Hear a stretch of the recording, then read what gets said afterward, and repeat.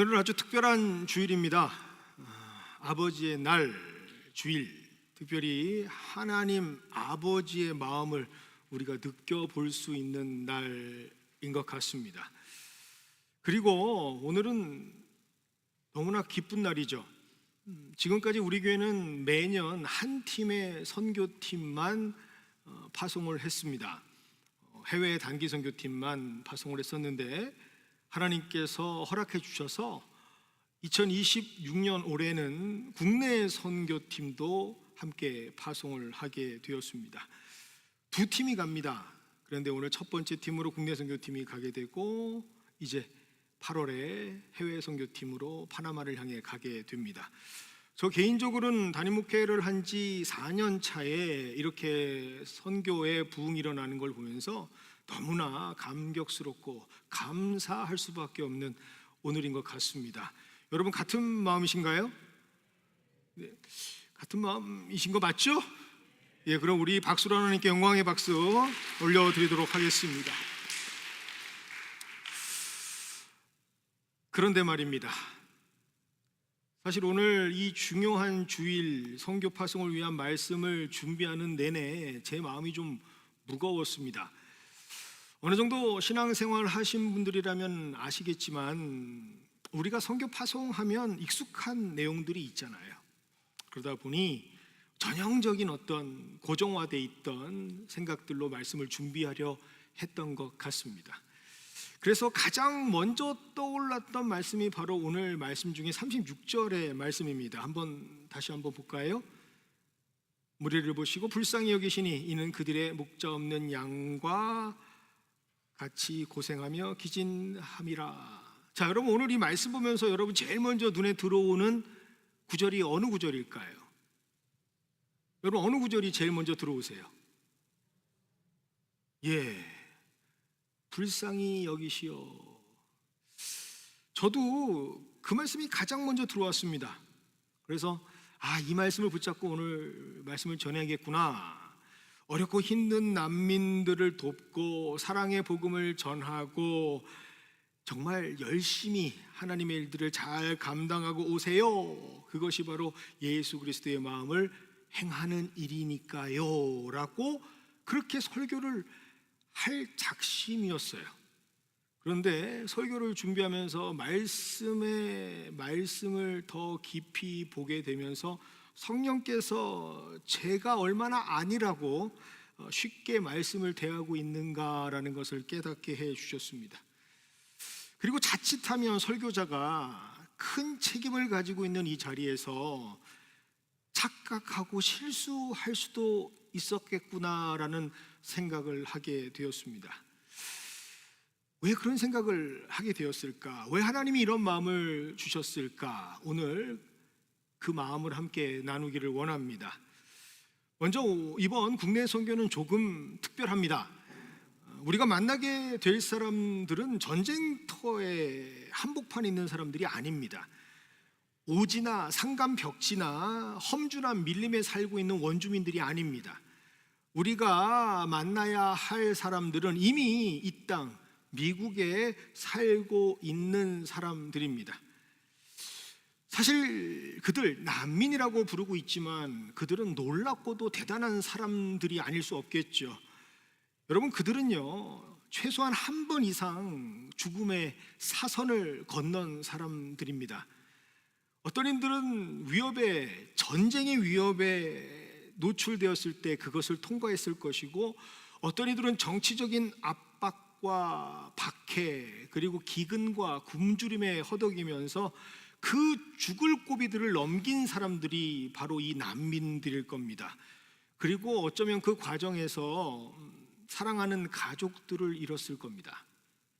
어쩌면 그토록 열심히 최선을 다해서 자신의 모든 인생을 갈아 넣었던 그 꿈이 더 이상 이루어지지 않는 인생을 살아가야 할 사람들도 있을 겁니다. 그리고 어떤 이는 그렇게 보고 싶은 부모님,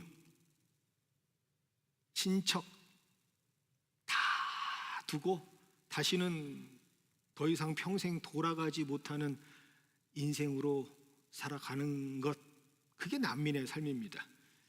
그렇게 그들은 오직 살아야만 한다라고 하는 생각을 가지고 국경을 넘었을 것 같아요. 그리고 수용소라고 하는 곳에서 짧게는 몇 달, 길게는 몇 년, 심지어 몇 십 년까지 기다린 사람도 있습니다. 그렇게 세상에서 가장 살기 좋다라고 하는 나라 미국, 꿈이 이루어진다는 나라 미국, 그런데 그래서 가장 입국이 까다롭다고 하는 미국에 오기 위해서 그들은 정말 오래 많이 기다렸을 겁니다. 참고 또 참고 그렇게 인터뷰를 하고 막막하게 기다리다가 드디어 그들은 비행기를 타고 미국에 도착했겠죠. 그들이 첫발에 미국에 내딛는 순간 어떤 마음이었을까? 여러분, 어떻게 그들은 생각했을까요? 야, 이제 살았구나. 이제 모든 것이 달라지겠지. 분명 지금보다는 좋아질 거야 라고 생각은 했을 겁니다. 그런데 정말 미국에 왔다고 다 모든 일이 해결되나요? 여러분, 그러셨어요? 미국에 도착한다고 해서 모든 것이 다 해결되지 않잖아요. 오히려 많은 난민들에게 미국이라고 하는 나라는 또 다른 고통의 시작일 수 있을 겁니다. 아니, 또 다른 전쟁, 그들이 치러야 할 땅이 바로 미국이겠죠.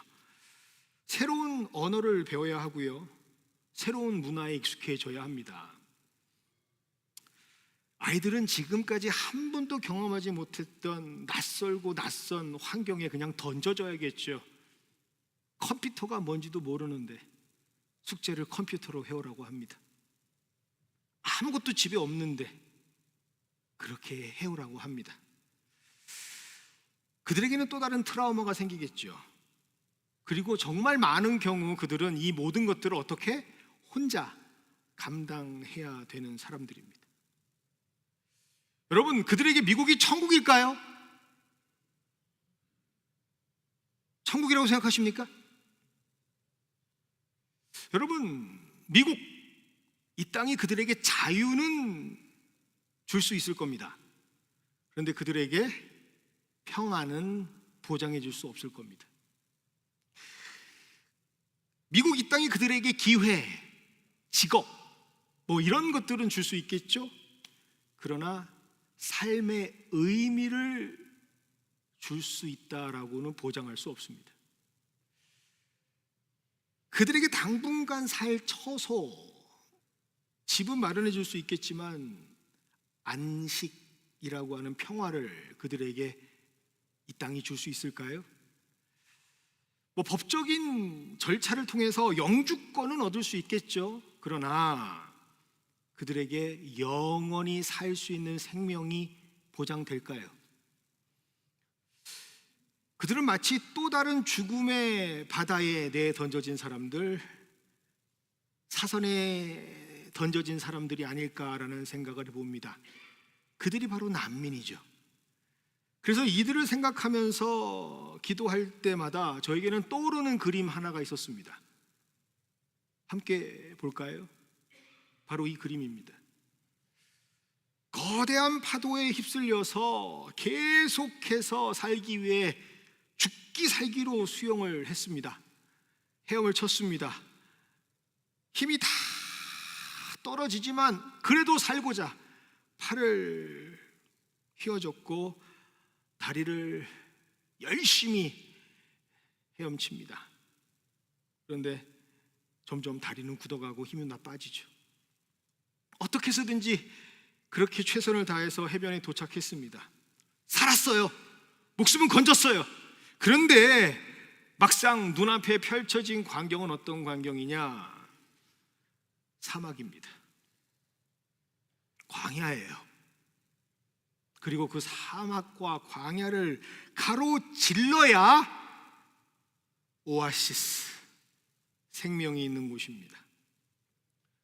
누가 바로 일어나서 가야 된다라는 사실을 알지 못할까요? 다 그런 마음을 가지고 있겠죠. 어서 빨리 일어나서 저곳으로 향해 돌진해 나가야 되겠죠. 그런데 문제는요, 그들에게 힘이 없어요. 바다에서 지금 헤엄쳐 나올 때 이미 다 힘을 썼단 말이에요. 그게 바로 난민의 삶이에요. 여러분, 그런 사람들에게 지금 우리가 가는 겁니다. 그런 사람들에게 우리가 무엇을 해줄 수 있을 거라고 생각을 하십니까? 여러분, 조금 솔직해지겠습니다. 정말 귀한 시간 내셔서 무려 일주일이 넘는 시간을 희생하는 겁니다. 내 생업 포기하고 내 삶을 포기하고 기꺼이 그들에게 나의 사랑을 주겠노라고 헌신하는 그 모든 나의 열정을 주러 가는 거 맞습니다. 그러나 이런 그들에게 나의 그 일주일의 시간이 어떤 도움이 되겠습니까? 나의 그 희생이 정말 그들에게 어떤 힘이 되어 줄 수 있다고 생각하십니까? 우리 좀 객관적으로 솔직하게 하나님 앞에 단독자로 서서 물어봐야 되지 않겠습니까? 그래서 말씀을 준비하는 내내 계속 힘들더라고요. 기도할 때마다 계속 묻게 되더라고요. 하나님, 주님, 분명히 부르신 건 맞는데 무엇을 들고 가야겠습니까? 무엇을 준비해서 그들에게 가야겠습니까? 라고 말입니다. 그래서 제 마음이 무거웠고 많이 힘들었습니다. 그런데 그렇게 기도하는 순간 할 수 있는 거라고는 말씀을 보는 것밖에 없었어요. 그런데 그 말씀 속에 하나님의 비밀, 하나님의 음성이 있습니다. 우리 다시 한번 마태복음 9장 36절을 함께 한 목소리로 봉독해 보겠습니다.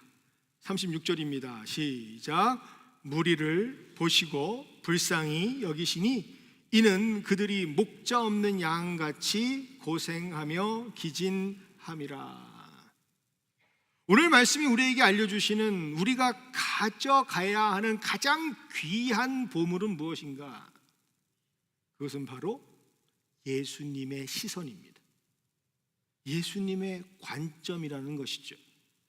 여러분, 오늘 본문 말씀은요, 예수님께서 무리를 보셨다라고 하는 것으로 시작을 합니다. 여러분, 근데 여기에서 보셨다라고 하는 것은 단순하게 우리가 눈으로 본다라는 그런 의미가 아니에요.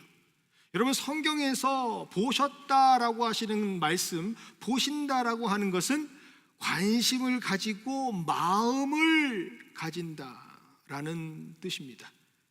더 정확히 말하면 주목한다라는 뜻입니다.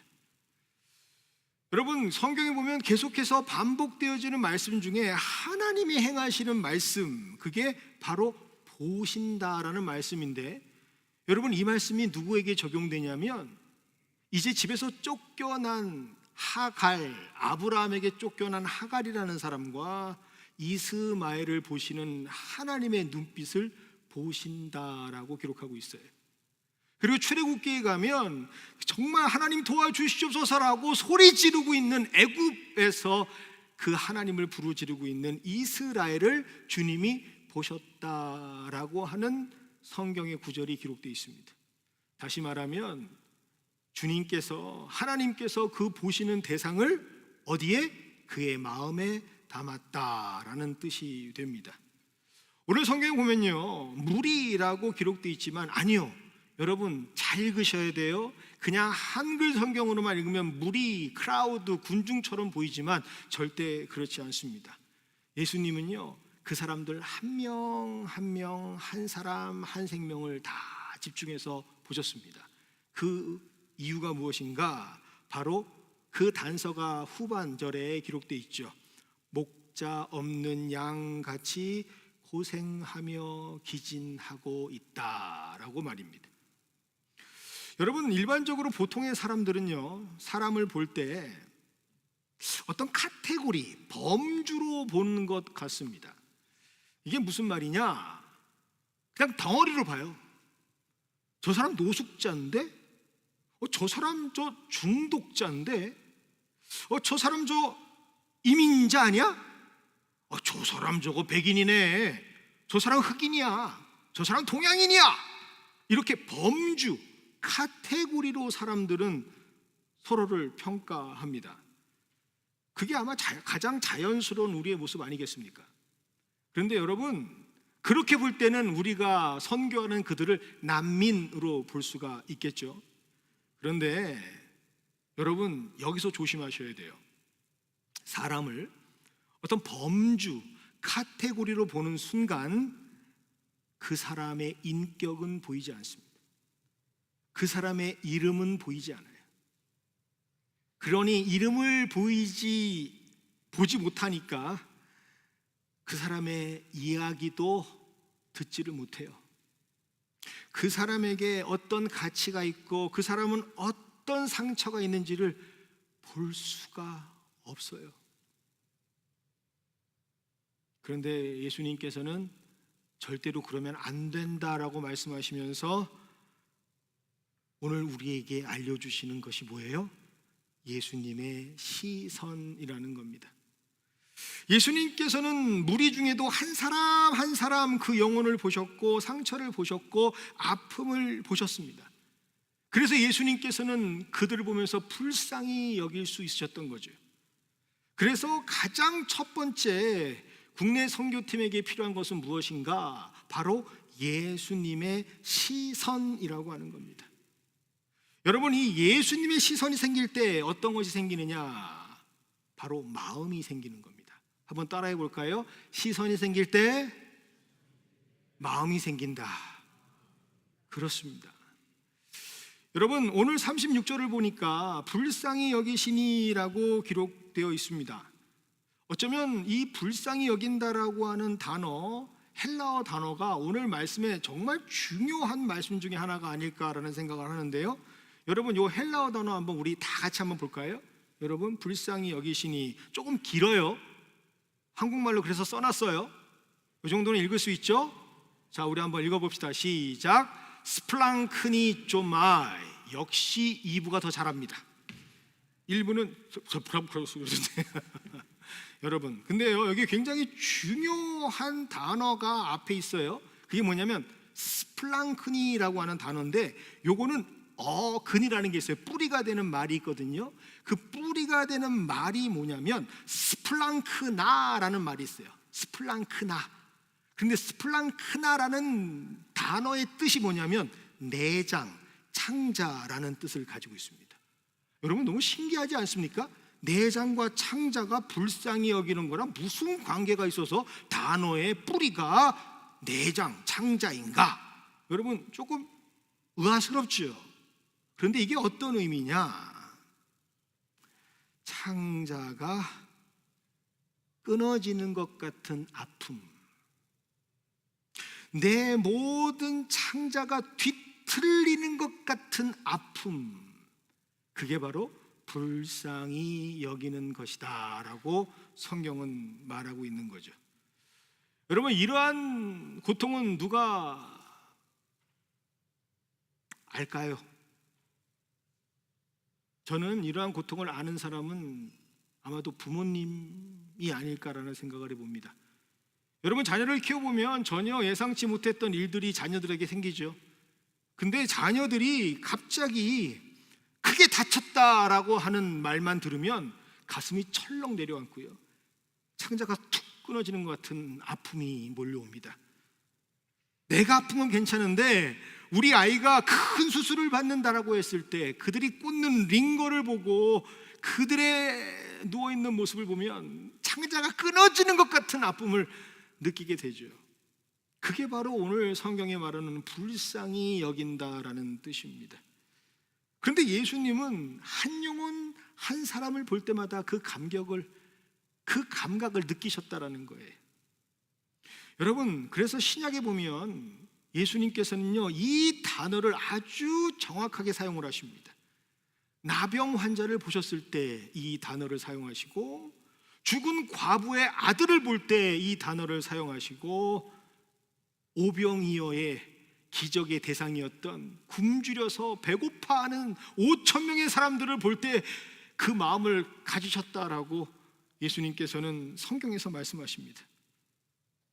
그리고 그 동일한 감정을 누구에게 가지셨다? 한 사람, 한 사람, 한 영혼, 한 영혼을 보면서 가지셨다라고 기록하고 있습니다.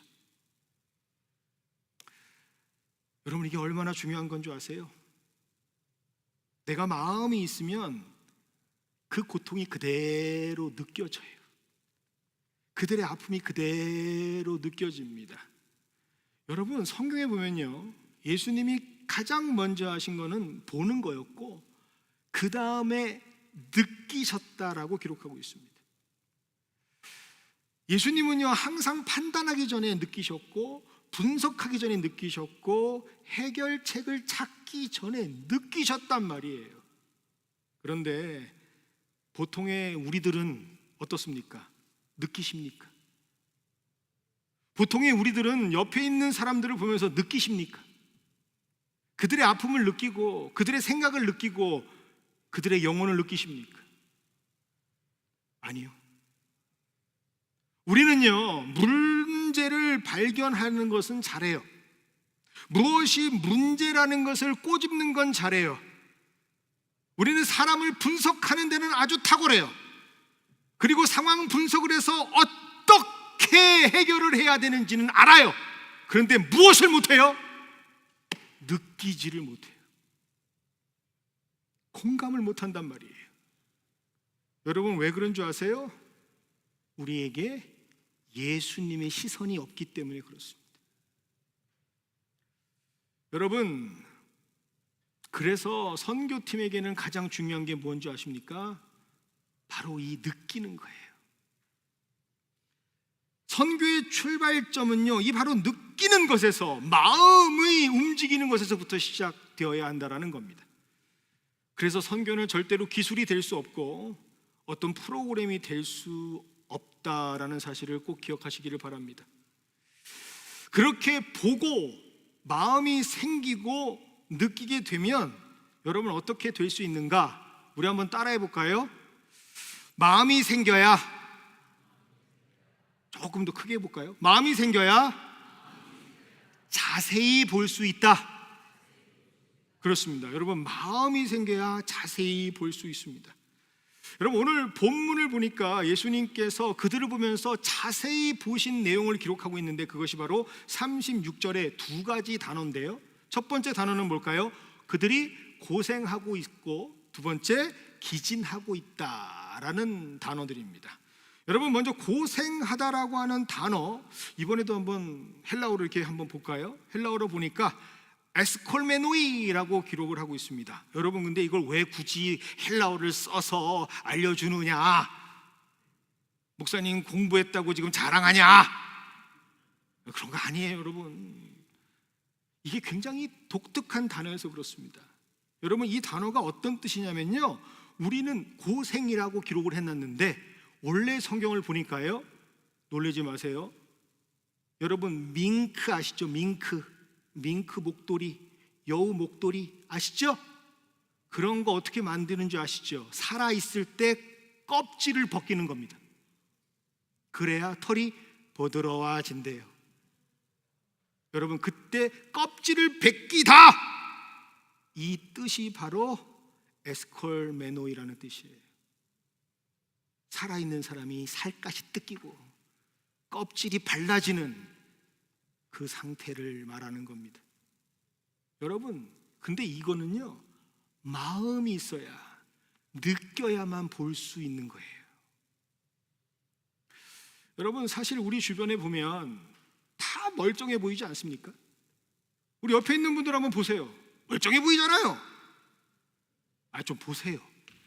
진짜 멀쩡한지. 옆에 있는 분들 보면 다 문제 없어 보이고 잘 사는 것처럼 보입니다. 그런데 아니에요. 그렇지 않아요. 그런데 우리는 그걸 못 보죠. 왜 그럴까? 제가 고민해 봤어요. 아무래도 영어를 우리가 잘못 배워서 그런 게 아닌가라는 생각을 해봅니다. 영어로 괜찮아? 잘 지내? 뭐라고 얘기하죠? How are you? 근데 우리는 어떻게 배웠어요? How are you? 라고 누가 물으면 Fine, thank you, and you. 우리는 이렇게 배웠단 말이에요. 그러니까 심지어 한국 사람이 운전을 하다가 교통사고가 딱 나가지고 피를 철철철철 흘리는데 경찰이 와서 How are you? 그랬더니 Fine, thank you, and you.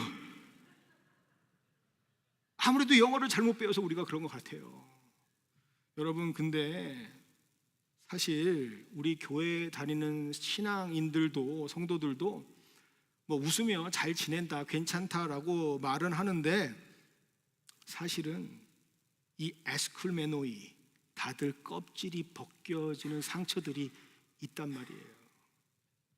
우리 이민자들은 이 상처가 없이 살아가는 사람이 없단 말이에요. 그런데 그 살갗이 벗겨진 그 상처들을 누구 볼 수 있느냐? 누가 볼 수 있느냐? 바로 예수님의 시선으로, 예수님의 마음으로 느낀 사람들만 그걸 볼 수 있다라는 거예요. 그 사람들만 아픔 있는 사람들을 보듬을 수 있고, 그 사람들만 그 상처를 공감할 수 있다라는 겁니다. 그게 우리에게 필요하다는 거예요. 그리고 또 한 가지, 하나님께서 우리에게 자세히 보게 하시는 게 무엇이냐? 바로 기진함이라고 하는 단어입니다. 여러분, 이것도 한번 어차피 본 거 마지막으로 한번 보겠습니다. 기진함, 이것도 한번 우리 헬라어로 오늘 3개 배웠는데 이따 시험 봅니다. 마지막 단어 한번 보겠습니다. 시작. 에리메노이. 다시 에리메노이라고 하는 단어입니다. 여러분, 이건 어떤 뜻이냐면요, 내팽개쳐 있는 상태예요. 아무것도 필요 없다고 던져져 버린 상태. 여러분 잘 알고 계시는 선한 사마리아인이 강도를 당해서 널브러져 있는 그 상태, 그게 바로 오늘 말씀에 나오는 에리메노이라고 하는 단어입니다. 여러분, 이러한 상태를 가지고 있는 사람들이 누굴까요? 바로 우리가 떠나는 난민들입니다. 그런데 너무 충격적인 사실 하나 알려드릴까요? 오늘 본문의 말씀을 보면 주님이 보신 사람들은 난민은 아니었어요. 주님께서 보신 사람들은 갈릴리 사람들이었고, 그들은 직장이 있었고, 그들은 집이 있었고, 그들은 다 갖추고 있는 사람들이었습니다. 그런데 예수님은 그들을 보면서 뭐라 그래요? 지금 난민 같다 그러는 거예요. 찢겨지고 벗겨지고 버려진 사람들이다 라고 말씀하고 있습니다. 여러분, 그 이유가 뭘까요?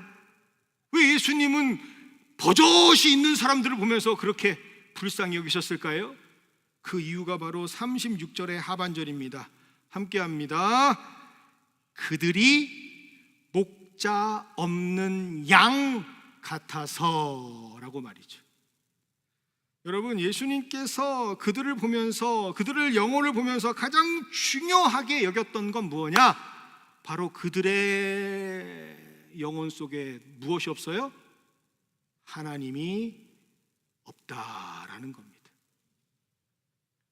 그들이 하나님을 모르니까 복음을 알지 못하고, 복음을 알지 못하니까 기쁨을 알지 못하고, 기쁨을 알지 못하니까 불쌍한 거예요.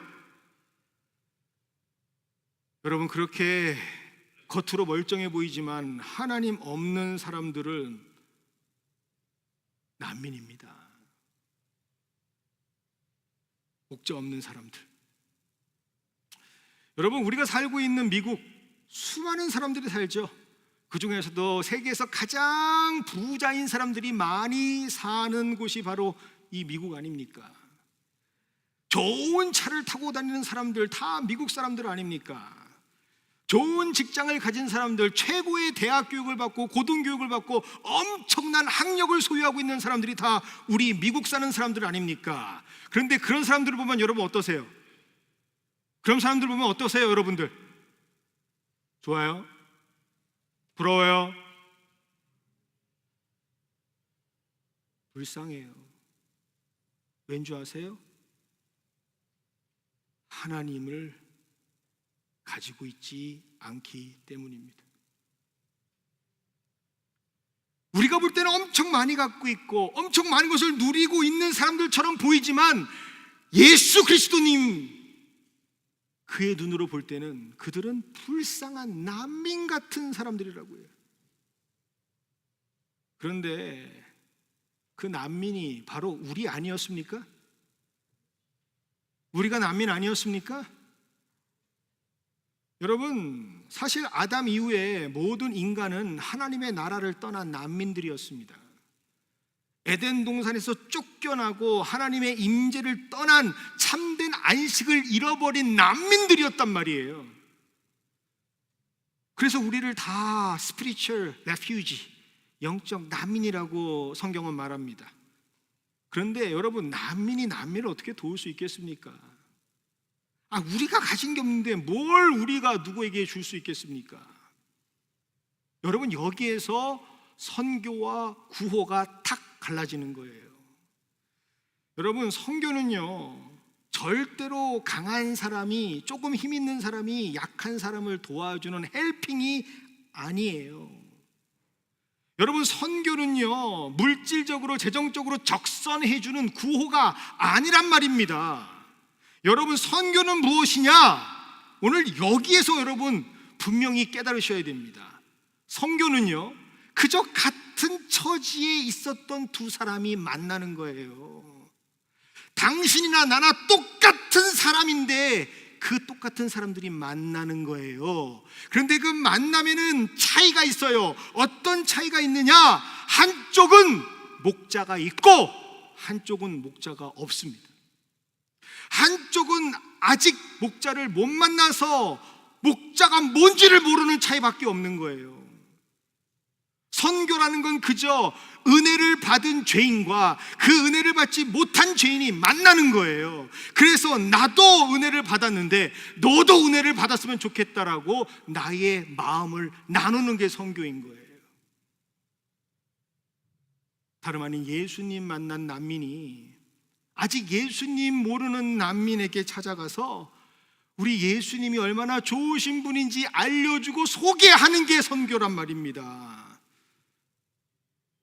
행여나 선교를 조금 가지고 있는 것을 나누어 주는 거라든지, 아니면 내가 힘이 있으니까 너에게 준다라고 하는 것, 상대방을 약자로 보고 돕는 자라고 하는 생각을 가지고 인간의 선이 조금이라도 들어가면 그 사이로 무엇이 침투하느냐?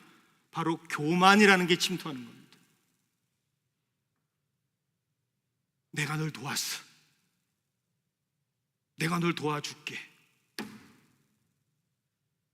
여러분, 성경은 분명하게 말씀하십니다. 교만한 사람은 진정한 의미에서 선교를 할 수 없다라고 말이죠. 여러분, 선지자 요나 기억나십니까? 선지자 요나의 근본적인 문제가 뭔지 아세요? 선지자 요나의 가장 큰 잘못이 뭔지 아세요? 나도 용서받은 죄인이라는 사실을 까먹은 거예요. 나는 의인이고 너는 죄인이고, 나는 구원의 확신이 있고 너는 없고. 여러분, 그게 교만이에요. 그 순간 우리에게는 무엇이 사라지느냐? 하나님의 마음, 긍휼이 사라집니다. 내가 한 것만 기억나요. 혹시라도 우리 안에 이런 잘못된 요나와 같은 모습이 있다면 여러분, 그 마음은 가지고 가시면 안 됩니다. 저 난민들 정말 불쌍해, so poor, 그런 마음 가지고 선교하는 거 아닙니다. 우리가 가서 좀 도와줘야지, they need our help, 여러분, 이런 걸로 선교하는 게 아니에요. 여러분, 선교는요, 주님의 시선, 주님의 마음, 그리고 주님의 느낌, 그것으로 그들을 자세히 보면서 그들에게 함께 하는 게 선교라는 겁니다. 그리고 또 한 번 그 시선이 다른 곳으로 확장되기를 주님께서는 원하고 계십니다. 그것이 바로 37절의 말씀입니다. 우리 37절 한번 다 함께 다시 한 목소리로 봉독해 보겠습니다. 시작. 이에 제자들에게 이르시되 추수할 것은 많되 일꾼이 적으니. 여러분, 오늘 말씀 보니까 너무나 놀라운 말씀이죠.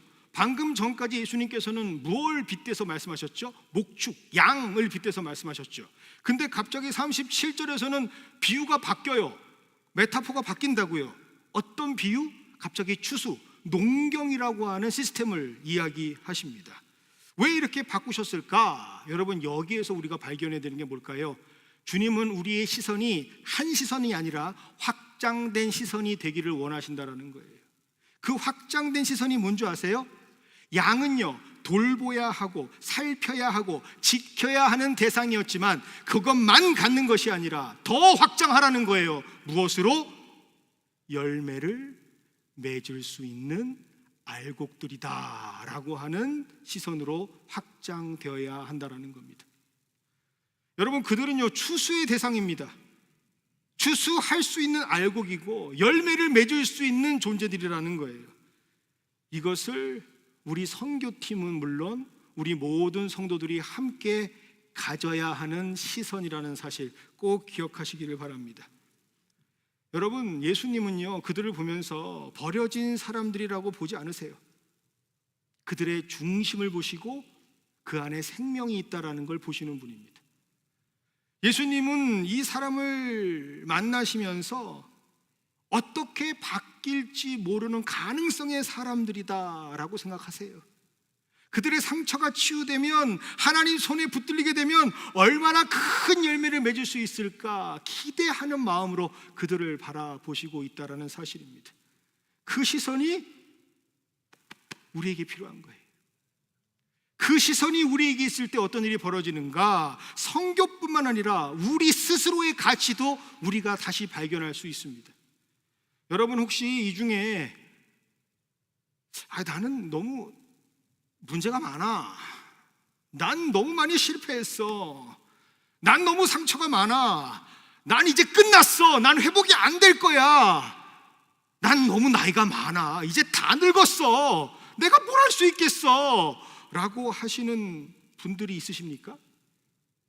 여러분들이 회복해야 할 시선이 바로 이 예수님의 시선입니다. 예수님은 단 한 번도 여러분들을 그렇게 보신 적이 없어요. 여러분들은 절대로 그런 사람들이 아닙니다. 우리는 모두가 다 열매를 맺을 수 있는 하나님의 생명력이 있는 추수할 수 있는 자들이라는 사실을 꼭 잊지 마시기를 바랍니다. 여러분, 이 시선이 회복되어야 우리는 진짜 선교를 할 수 있는 거예요. 여러분, 그래서 우리 선교팀들 절대로 가셔서 아이들을 난민으로 보지 마세요. 아이들을 하나님의 아이들로 보세요. 가능성의 아이들, 하나님이 이끄시는 아이들로 보셔야 돼요. 여러분, 그들을 도움이 필요한 사람으로 보지 마세요. 하나님의 능력이 임하는 아이들로 보시는 우리 선교팀들이 되기를 원합니다. 자, 그리고 마지막 중요한 말씀 38절만 하고 말씀 마치겠습니다. 자, 38절도 함께 읽도록 하겠습니다. 시작. 그러므로 추수하는 주인에게 청하여 추수할 일꾼들을 보내주소서 하라. 이 말씀이 오늘 제가 설교를 준비하면서 가장 부끄러워졌던 말씀이에요. 그 이유가 뭐냐? 아까 조금 전까지만 해도 37절에 추수할 것이 많다라고 하셨으니까 저는 당연히 이 말씀을 보면서 야, 이제 가라, 추수할 것이 많으니까 빨리 가서 추수해라, 빨리 가서 도와라 라고 하는 말씀인 줄 알았어요. 그래서 우리 빨리 선교팀을 꾸리고 최선을 다해서 충성하고 봉사하면 하나님께서 칭찬해 주시고 잘했다, 그 소리 들으려고 했던 것 같아요. 그런데 오늘 말씀 보니까 주님은 그렇게 요청하신 적이 없어요. 우리 예수님은 뭐라고 말씀하셨는가? 그저 추수할 일꾼들을 보내주소서라고 기도하라라고 말씀하십니다. 여러분, 왜 그런 줄 아세요? 추수는 하나님의 영역이기 때문에 그렇습니다. 추수는 하나님이 하시는 거예요. 우리가 하는 게 아니에요. 우리는 그저 하나님이 하시는 일에 참석하고 영광을 함께 누리는 것뿐입니다. 우리의 그 어떤 노력으로도 우리는 단 한 영혼도 변화시킬 수 없다는 사실을 기억해 주시기를 바랍니다. 심으신 이가 하나님이시면 거두시는 분도 하나님이시고, 뿌리시는 분이 하나님이시면 열매를 맺게 하시는 분도 하나님이시지, 우리는 아무것도 하는 게 없다라는 거예요. 여러분, 선교할 때 가장 위험한 마음이 무엇인가? 여러분, 솔직히 고백합니다. 저도 잘못 알고 있었던 것 같아요. 저도 그 범인 중에 하나인 것 같아요. 선교하면서 가장 위험한 마음은요, 내가 저 사람을 변화시켜야지라는 마음이에요. 여러분, 그 마음이 우리에게 있잖아요. 그러면 어떻게 되느냐? 사람이 조급해져요. 내가 뭔가를 해야지라고 하면 그 사람 말고 그 사람의 변화라고 하는 것에 결과에 집착하게 됩니다.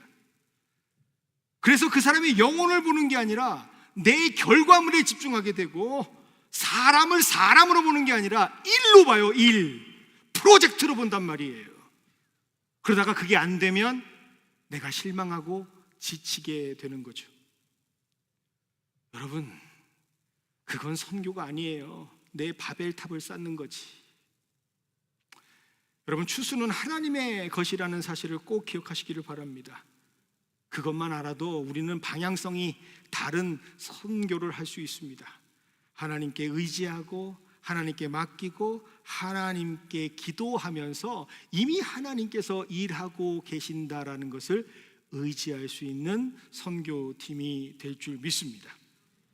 그래서 이걸 알고 있는 예수님께서 뭐라고 기도하라고요? 일꾼을 보내주소서라고 기도하라고 시키신 거예요.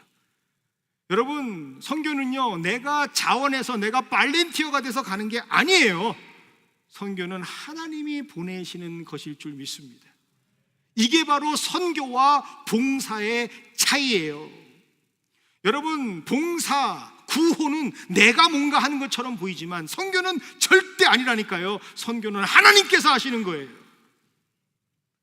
이러한 예수님의 시선을 다 가지시는 우리 모두가 되기를 원합니다. 그렇게 될 때 하나님께서는 분명히 약속하시는 것이 있는데, 그 약속이 무엇인가? 첫 번째,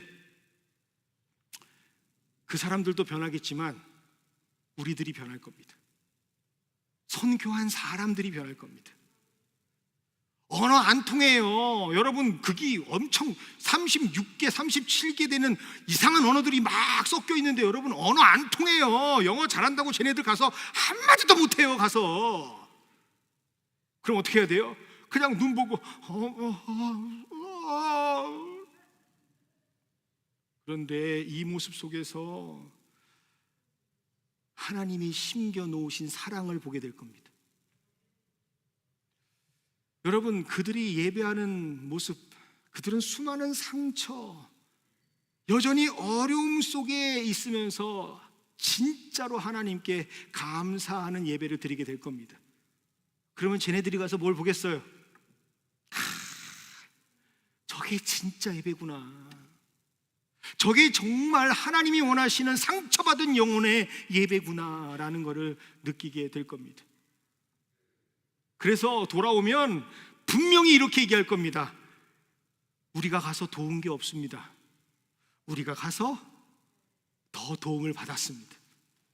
우리가 가르침을 받았고 하나님이 우리를 바꾸어 주셨습니다.